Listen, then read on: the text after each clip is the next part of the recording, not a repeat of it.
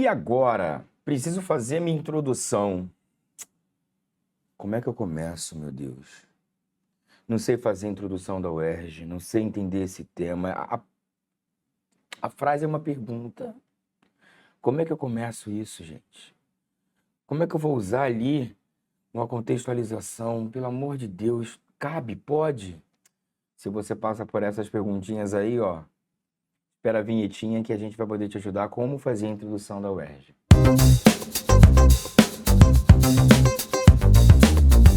Fala galera, eu sou Júlia Amorim, professor de redação do Foco Medicina. Para quem não sabe, ou sabe, a gente só é o curso que mais aprova medicina no Rio de Janeiro. Estou aqui para poder te ajudar, te salvar com a sua introdução, tá? Claro, da UERJ, porque é o grande embate de todo mundo nesse primeiro momento, literalmente, né, quando vai começar o texto, porque em muitos e muitos dos casos, a introdução ela já está ali, ó, prontinha na sua cabeça, ela já está ali, ó, copiadinha, coladinha daquilo que você vem fazendo no Enem, e grande parte dos alunos simplesmente trava. E é nesse momento que, além deles travarem, todo o resto do texto fica comprometido. Porque é muito importante não só o papel da introdução tecnicamente, mas emocionalmente. Quando você começa uma introdução ruim, quando você começa uma introdução que tá lá, você acha que está mal desenvolvida, que as ideias não estão boas, que você não sabe como realmente lidar com o tema, ferra com o resto. Então hoje a gente vai ver grandes dicas estruturais para que vocês consigam visualizar melhor essa, não só essa introdução, mas o início de linha de pensamento para poder te facilitar, tá? Para começarmos aí de uma forma um pouco mais precisa, diria assim, eu trouxe para vocês o seguinte: 7 dúvidas mais frequentes que os alunos têm no que diz respeito à redação e, óbvio, a introdução da própria UERJ, tá bem? Vamos dar uma olhadinha.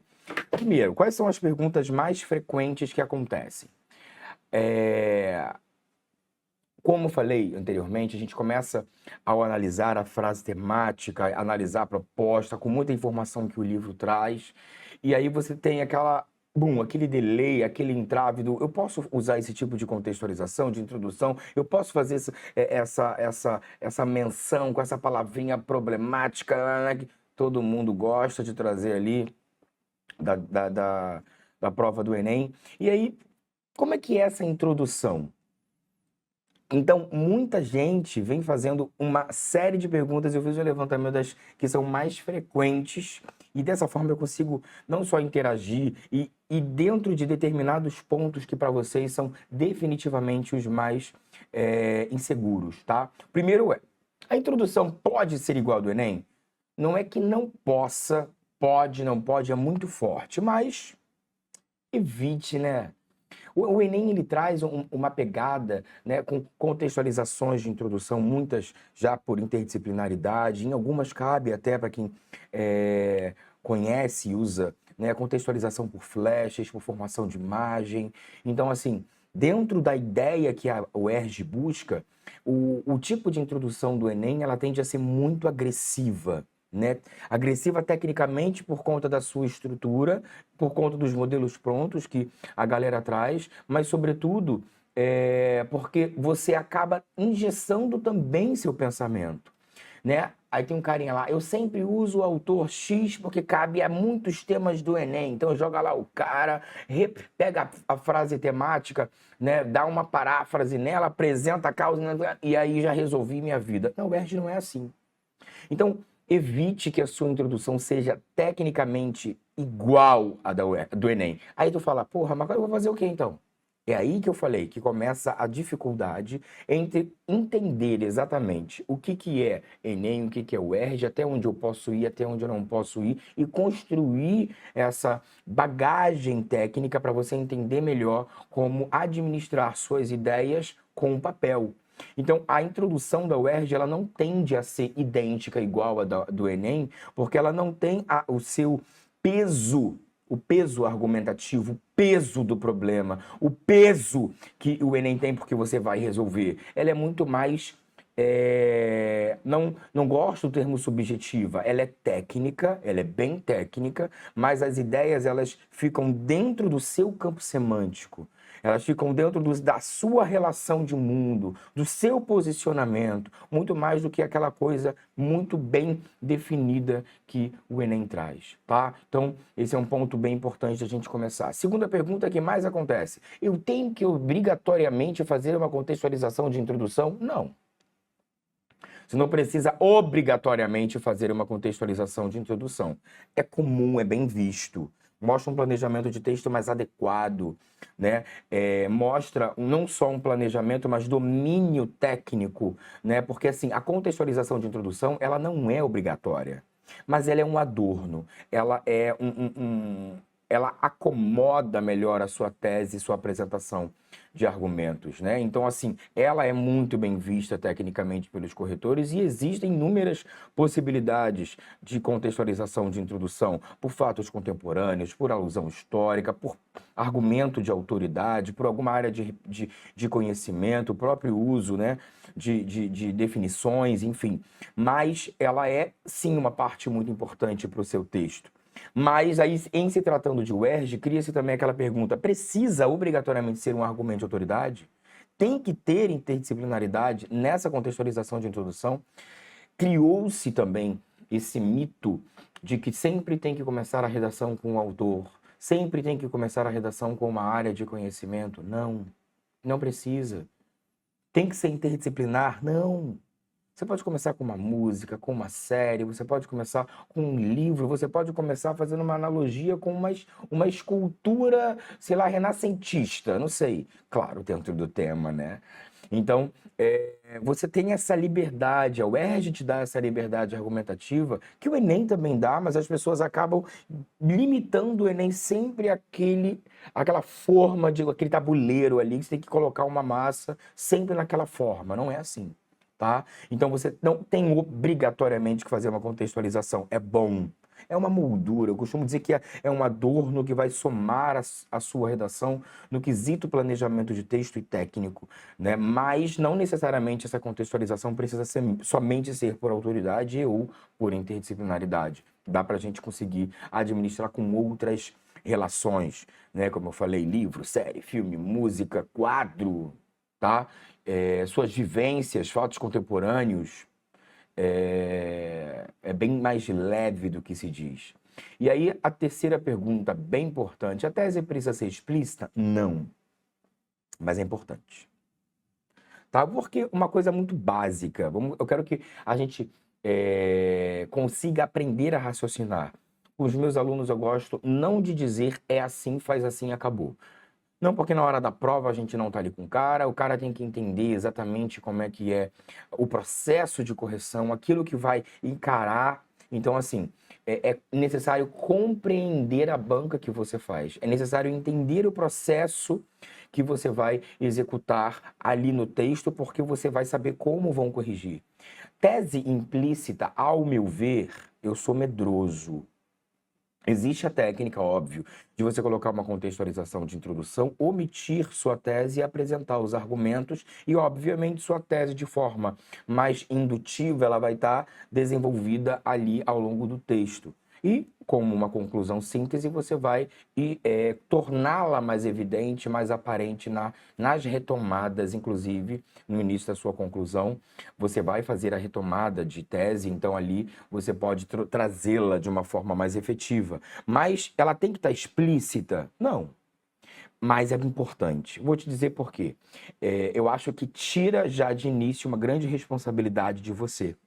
Simplesmente porque a frase temática é uma pergunta. Se a frase temática é uma pergunta, a banca quer a resposta, sobretudo a sua resposta, né? Aquilo que eu falei, por exemplo, na nossa última aula aqui do posicionamento crítico. Então, como eu falei, sou medroso. Está ali na hora da prova. Digamos que o cara olhe e não ache sua tese. Assim, porra, essa redação está sem posicionamento crítico. Deixa eu dar um desconto nesse cara. E aí é um desconto completamente desnecessário, entendeu? Desnecessário. Então, eu sou Caxias ali, ó, certinho. Vai exatamente naquilo que é certo. Se blinde. Então, eu acho, tá? Eu indico que o melhor, e sempre falo isso para os meus alunos, embora ensine outras possibilidades técnicas de introdução, é expor a tese. Expor a tese para mostrar de cara já o seu posicionamento crítico. E em cima dos argumentos você demonstrar como vai defender essa tese. Aí vamos lá. Posso colocar, omitir, né? Eu omitir os meus argumentos e apresentar somente a tese? Pode. Acontece até isso como uma saída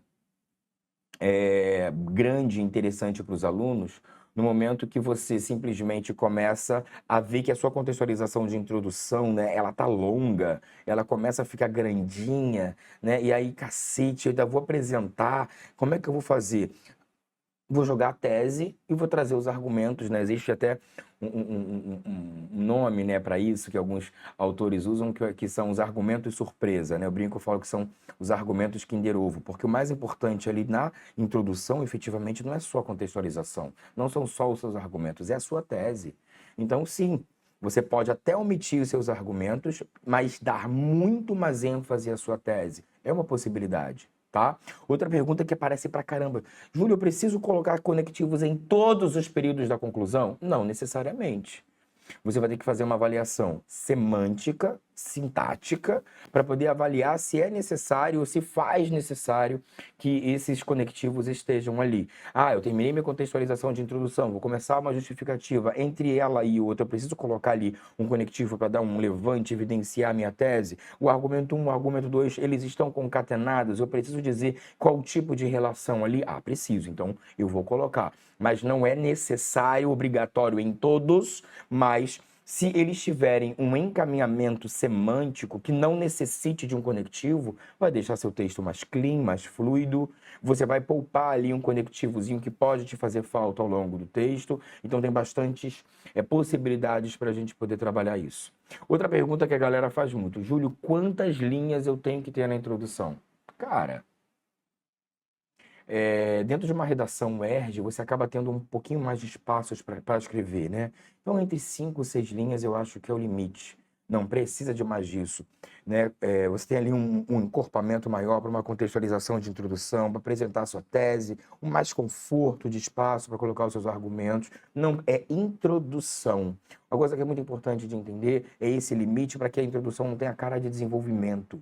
Então, você não precisa tacar e aprofundar uma porrada de argumentos dentro da sua introdução, porque você tem um período da redação, ou seja, uma parte da redação, que é o seu desenvolvimento para trazer para o âmago ali, para trazer para a intimidade aquele argumento que você vai apresentar. Então, cara, não precisa de uma redação tão aprofundada em argumentação, porque isso vai te prejudicar. Preciso agora retomar a frase tema? Eu preciso pegar aquela frase tema como eu faço no Enem, fazer uma paráfrase dela, como muitos, eu detesto, tá? Até no Enem. Mas como muitos fazem? Não, gente. Retomar a frase tema, você vai retomar, reparafrasear a pergunta, colocando sua resposta. Ali o que importa, como eu disse, é seu posicionamento crítico. É seu posicionamento crítico, quem você é, de que forma você é. Daquilo que você pensa, de como você vai se portar para defender aquela argumentação, para defender o seu posicionamento, o seu ponto de vista, tá? Então, não precisa retomar a frase tema. Então, a ideia, trazendo essas 7 perguntas mais frequentes, era que você se auto-questione se você faz parte de 5, 6 ou das 7, ou de 3, mas são perguntas que definitivamente são as mais feitas por todos os alunos quando eles se deparam com o modelo ERJ para fazer, tendo ali, ó, aquela dependência quase que química de uma redação modelo ERJ, perdão, modelo Enem. Então chega ali na UERJ, pá, como é que... Então, esses são os pontos que as pessoas mais se questionam e nos questionam. Então, eu acho que isso deu para trazer para vocês assim um grande, não só informações, mas uma visão muito mais aberta daquilo que a banca quer para você. E aí, então, Júlio, dando sequência a essa ideia de introdução, o que tem, portanto, ou o que deve ser, como deve ser a minha estrutura? Lembra que eu falei para você há pouco tempo que a estrutura, eu particularmente sou medroso e gosto de uma coisa um pouquinho mais simples, mas o menos é mais, uma coisa menos inovadora, mas que com certeza absoluta te blinda de qualquer possibilidade de desconto, te facilita uma visão técnica. Então, como é que tem que ser essa minha estrutura? Cara, como eu já vim falando ao longo das dúvidas das 7 perguntinhas mais frequentes, tem aqui claramente a contextualização, que eu falei para vocês que é um adorno, mas que tem que estar de cara, óbvio que é uma contextualização. O papel da contextualização, na verdade, é trazer do mundo, do universo mais amplo, bem filosófico isso, né? Mas do universo mais amplo lá para aquilo que você tem como o eixo, a abordagem principal da sua redação. É você trazer do universo mesmo. É do universo da filosofia, da sociologia, da história, da vida. Como é que eu consigo chegar a essa tese? Então, a contextualização é um afunilamento para que você chegue no seu ponto principal. É um adorno muito interessante. Então, assim, como eu já disse, existem muitas técnicas de contextualização. Tá? A gente vai ver agora, já, um modelo. Tá? Mas a estrutura basicamente segue a contextualização, depois a justificativa dela. Muitas dessas contextualizações precisam, como eu disse, desse afunilamento e essa ponte. É uma ponte. A justificativa da contextualização é uma ponte para cá, ó. A tese definitivamente é aquilo que a banca quer ler. A tese definitivamente é aquilo que você precisa tornar explícito. A tese definitivamente é o que você precisa defender. Então, ela tem que estar ali. E, olha, eu penso isso. Concordo ou não concordo? Sim ou não? Mas esse sim ou não, ou essa abordagem que eu vou fazer, eu vou defender dessa forma e dessa forma. Eu posso provar que isso aqui, tá? Essa argumentação, ela é dessa forma e dessa forma. Ela se dá por isso e por isso. Aí são os argumentos 1 e o argumento 2, que vai, dentro de um modelo muito mais específico, aprofundar, é uma introdução, né? Introduzir aquilo que você vai trazer no seu desenvolvimento, obviamente respeitando e de forma respectiva para ter um apanhado técnico mais linear dentro do seu argumento 1 e do seu argumento 2 para o seu desenvolvimento 1 e 2, tá? Então, contextualização, justificativa dessa contextualização, a tese e a apresentação dos argumentos. Júlio, não é a única estrutura de introdução, não. Estou trazendo uma, não poderia trazer 200 mil aqui, mas aquela que para mim é a mais segura e a mais efetiva e que também, tecnicamente falando, serve para qualquer redação que você possa fazer, inclusive para da prova do Enem, tá bom? E aí, vamos dar uma olhadinha numa parte mais precisa. Mas antes, vamos criar uma linha de pensamento. Ora, eu trouxe aí o tema do último vestibular da UERJ, né, que traz essa fase temática, foi do livro do Ishiguro, né, com Não Me Abandone Jamais, uma possibilidade temática muito interessante. Trabalhamos, inclusive, esse tema em aula, né, e nas redações em si com os nossos alunos. E dentro desse contexto, eu quero ver com vocês só essa linha de pensamento para percepção de uma tese. Observa. A capacidade de se opor a um destino socialmente estabelecido fortalece nossa humanidade? Essa pergunta, como frase temática, te coloca numa posição de: peraí, a capacidade de se opor a um destino fortalece a nossa humanidade? Fortalece. Então, sim, fortalece. Aí você vai construir a sua argumentação toda e a sua tese. Sim, o destino, ele vai fortalecer a construção de um indivíduo. Olha, esse é enfático. Não concordo.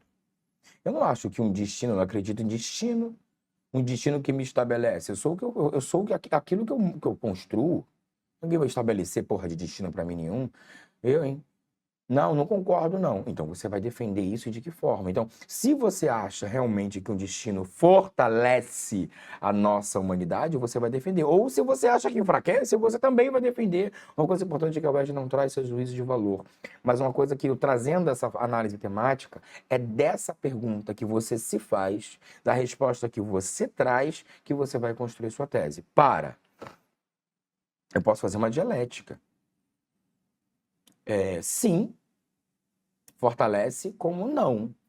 Não fortalece, pode prejudicar. Você pode justificar essa dialética, essa apresentação argumentativa dentro do seu texto e tá tudo bem. Simples. A questão é a parte técnica que você vai desenvolver para reforçar esse seu sim, esse não, esse fortalece, não fortalece, ou fortalece, mas também pode não fortalecer. E aí você vai construir sua argumentação em cima disso. Mas a tese nasce dessa troca, dessa brincadeira entre o texto, entre a sua percepção do tema e a execução disso aí.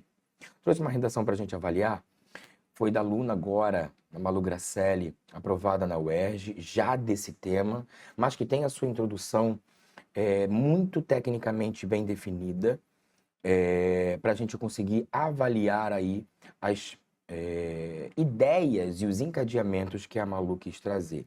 Ela trouxe como título, né? Protagonista de jornada. Olha que interessante, falando aí em relação ao destino, se fortalece, não fortalece. Vamos dar uma observada nessas partes técnicas. No filme O Show de Truman, é retratado cada passo do cotidiano do personagem principal. Só um adendo, foi digitado, tá? Para ficar mais legível, mas está idêntico àquilo que a Malu fez.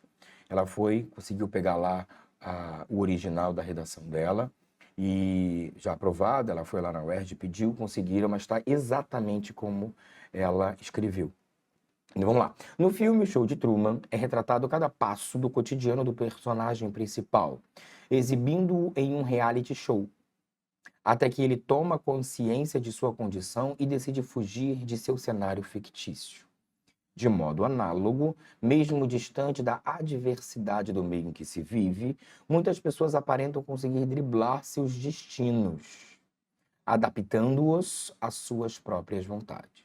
Sendo assim, a habilidade de se contrapor ao que é tido como pré-determinado fortalece a humanidade dos sujeitos, tanto por revelar suas individualidades, quanto por permitir um autoconhecimento genuíno. Olha que leitura fluida, clara, ideias bem concatenadas, uma contextualização explícita. Então, para a gente visualizar cada parte, olha aqui. Essa partezinha de vermelho, claramente, é uma contextualização que ela trouxe com uma relação, com um repertório, né? Não é interdisciplinar,